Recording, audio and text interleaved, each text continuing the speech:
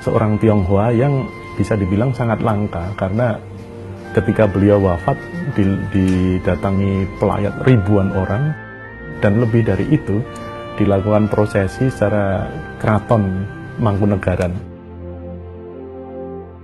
Dr. Un itu orang yang barangkali di masa sekarang adalah sangat-sangat langka. Orang berlomba-lomba mencari kekayaan, ini Dr. Un ini malah sebaliknya.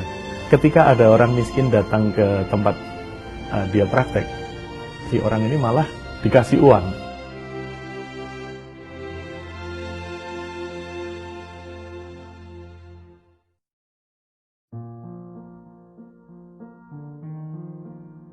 Dr. Un sebetulnya adalah seorang dokter, namun lebih dari seorang dokter, beliau adalah seorang dermawan, atau lebih tepatnya lagi seorang sosiawan ya.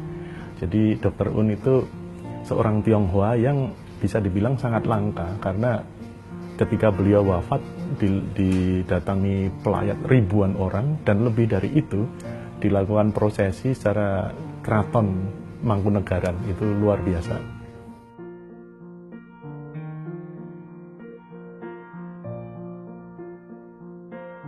Dr. Un itu orang yang barangkali di masa sekarang adalah sangat-sangat langka. Orang berlomba-lomba mencari kekayaan, ini Dr. Un ini malah sebaliknya. Ketika ada orang miskin datang ke tempat dia praktek, si orang ini malah dikasih uang. Selain diberi obat gratis, malah dikasih uang untuk bekal untuk pulang.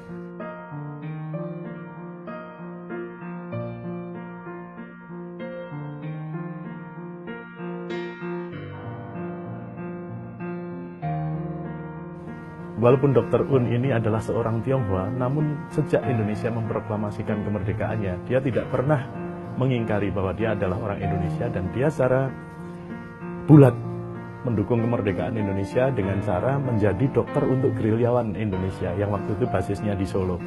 Bahkan intelijen militer Belanda pun ikut mengamati. Ini Dr. Un ini mencurigakan, ini sepertinya memihak Republik Indonesia. Namun Dr. Un dengan gayanya yang meyakinkan, dia bisa mengelabui intelijen Belanda dan tetap melakukan pelayanan kesehatan untuk para gerilyawan Indonesia. Itu yang harus sangat diapresiasi. Ingat ya, ini masa perang, jadi siapapun yang tertangkap bisa dihukum mati, dan itu sangat berisiko. Namun yang namanya Dr. Un ini, dia tidak peduli dengan risiko itu. Dia dengan segenap hati dia memihak kemerdekaan Indonesia dan memberikan layanan kesehatan kepada para pejuang kemerdekaan Indonesia. Jenderal Sudirman kita ketahui adalah salah satu tokoh paling utama dari Tentara Nasional Indonesia ya. Namun di usia muda itu tubuh beliau itu sangat ringkih karena beliau sudah terkena penyakit tuberkulosa. Nah, ada beberapa catatan yang ternyata dokter Tionghoa itu merawat Jenderal Sudirman. Misalnya Dr. Un ini diketahui bisa menyelundupkan penisilin. Kita tahu penisilin itu untuk mengobati infeksi. Nah, di situ beliau memberikan obat kepada Jenderal Sudirman.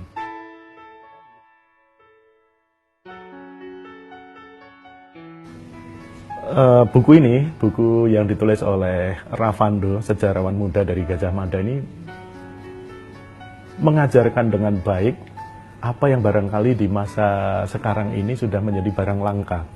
Dr. Un itu menjadi dokter sebetulnya diinspirasi oleh kakeknya yang adalah seorang ahli pengobatan tradisional Tionghoa, seorang Shinsei, yang waktu itu juga tidak mau menerima bayaran dari pasiennya.